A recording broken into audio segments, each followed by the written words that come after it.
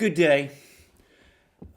As the European Union struggles with the problems of the pandemic and its apparent inability either to produce sufficient volumes of medications to treat its own people or to import those medications from abroad, and as the European Union descends into ever more bitter arguments with its erstwhile partner, Britain, which only a year ago was a member of the European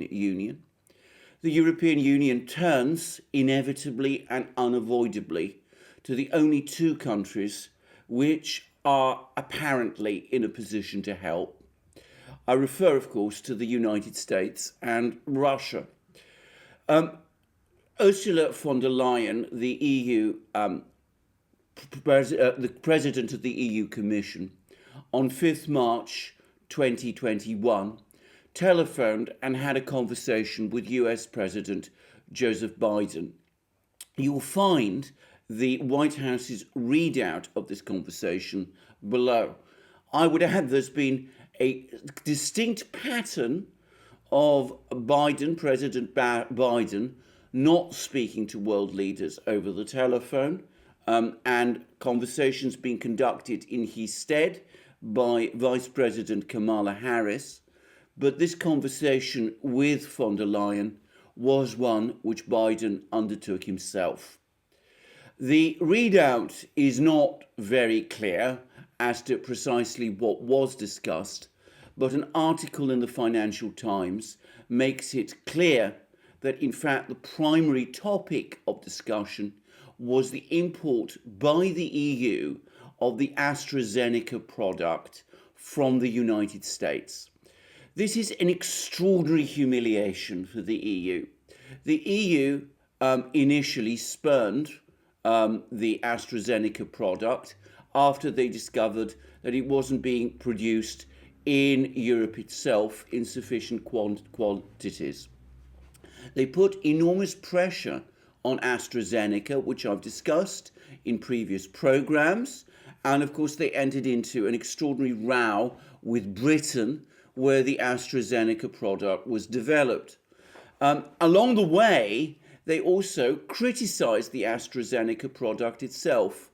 Angela Merkel said that she wouldn't take it because there were concerns that it wouldn't be effective for people over the age of 65. And Emmanuel Macron made even more cutting comments about it in various comments which have been widely publicized in France. The result is that at the moment, so far from there being an actual shortage of the AstraZeneca product in Europe, Germany appears to be sitting on millions, or at least 1.5 million, of unused doses because German citizens, heedful of what their governments, European governments, are saying about the AstraZeneca product, are spurning it.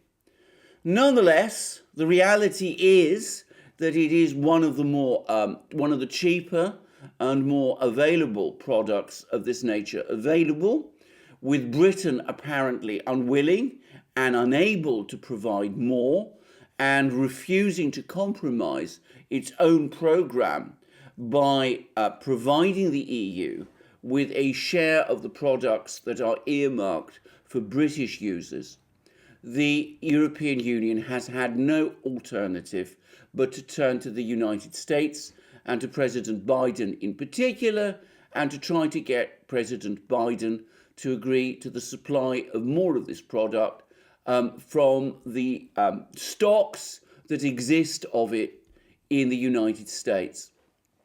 Simultaneously with these steps, the European Medicine Agency is apparently finally and very belatedly taking the initial steps to license use of the Russian product Sputnik V, which has already been adopted in Hungary and which certain other European countries like the Czech Republic and apparently Slovakia are also committing to buying.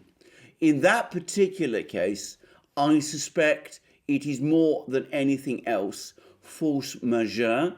The European Union does not want to put itself in a position where European states simply ignore the dictates of the European Commission and of the Central European agencies, buy product from Russia and distribute it to their own citizens in disregard of the rules and instructions that are coming from Brussels.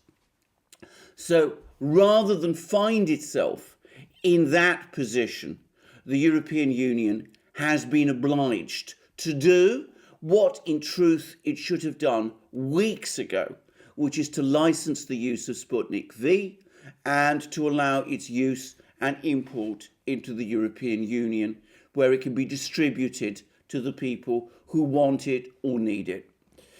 This has been an extraordinary saga. It has shown once again that all these attempts by the European Commission to centralise control of policy and the implementation of policy in its own hands is simply ineffectual. It is simply not fit for purpose, especially not in a crisis. Moreover, the problems go well beyond the issue of the AstraZeneca product or indeed the circulation of products like this generally to deal with the pandemic. Right at the start of the pandemic, in spring 2020, European governments, first and foremost Emmanuel Macron's government in France, resisted all attempts to impose border restrictions within the European Union, saying that this would violate the Schengen free movement area and would lead to the balkanization, or in effect the breakup of the European Union. The result was that borders were not closed, people and goods continued to circulate freely across Europe, and infection rates as a result spread all over Europe from the original places of origin in Italy and the Alps. Probably it would have circulated in time anyway, given the nature of this infection, but certainly the failure to impose border controls soon enough or quickly enough was disastrous. I might as well add that if you take this question of the infection seriously, then in my opinion, the European Union has played an absolutely central role in its distribution and circulation. The fact that it did not take steps early enough to close its own internal borders to prevent circulation of the infection within the European Union almost certainly was the proximate reason why the infection spread to other places such as Russia, Africa, and places like that. So the European Union has failed utterly in this affair, and moreover, its economic ideas of trying to sort out this problem and the economic problems that have followed from it also seem at the moment to be unfit for purpose. The fact that they're now turning to the United States and Russia for help, moreover doing so at a time when they're sanctioning Russia, and after they spent most of the summer of 2020 criticizing the United States' response to the pandemic, is deeply humiliating for them. It shows that the European Union cannot come up with a kind of European solution that it is constantly talking about. Will anything be learned from this affair? Well, first of all, it's quite clear that none of the people who are responsible are going to leave their posts. Ursula von der Leyen will remain president of the European Commission. Stella Kyriakides will also remain in place. She is the commissioner, the EU commissioner, who is in charge of health policy, even though, as I understand it, she has no background in this area at all. So all of the people responsible will remain in place. So will the leaders of the various nation states that were party to this disaster. Angela Merkel shows no intention of resigning. She's not taken any sort of responsibility. She is intending to retire, as she always said she would, in September. And of course, what she has been doing is blaming others for this debacle, specifically the Länder governments, the regional governments in Germany, who she claims didn't heed her warnings seriously. Macron, as I discussed in another programme, far from addressing or grappling with the problems in France, talks grandly about the importance of outmatching the Chinese and the Russians in Africa, where apparently African countries are increasingly buying products from China and Africa, and this supposedly is causing a decline in Western influence. This seems to be more important to him than the problems in France itself.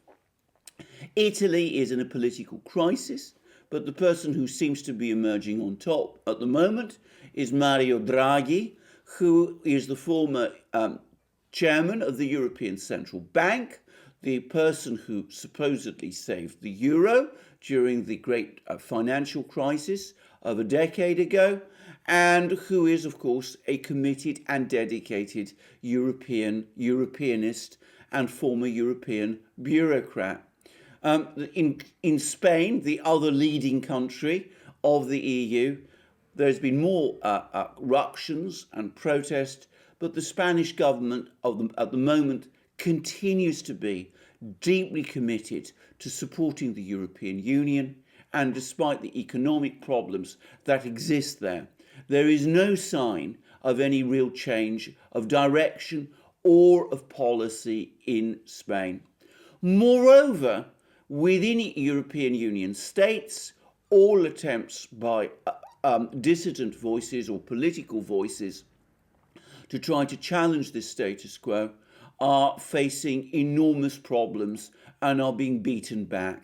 In Italy, as Alex Cristoforo and I discussed in a programme for the Duran, Salvini, the erstwhile leader of the Northern League and the person who at one time was talking about Italy leaving the Eurozone, has now backed Mario Draghi for Prime Minister of Italy and says that he has given up on the idea of taking Italy out of the Eurozone.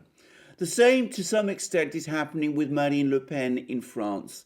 She no longer talks about France quitting the euro either, and appears to accept that making that commitment will prevent her ever becoming president of France, because the political roadblocks in her way make that all but impossible. In Germany, the AfD, which for a certain period of time seemed to be posing a serious challenge to the political leadership of the centrist parties led by Angela Merkel, has descended into factional battles and infighting. It has now been subjected to an investigation by Germany's intelligence agency, the BND, and there are moves underway to declare it an extremist organisation, which would marginalise it further and institutionalise the surveillance that is already being carried out upon it. In all of Europe, you will find people unhappy, dissatisfied, restless, complaining about the situation that they face. The pandemic crisis and the complete failure of the European Union to organise a solution to it has crystallised a lot of that discontent. However, it finds no political outlet in any part of Europe, as the European establishment works exceptionally hard to close alternatives down. I have to say that it seems to me that this show, which has looked as if it would break down at various times in my lifetime as a political and current affairs commentator, is going to trundle on at least for a while.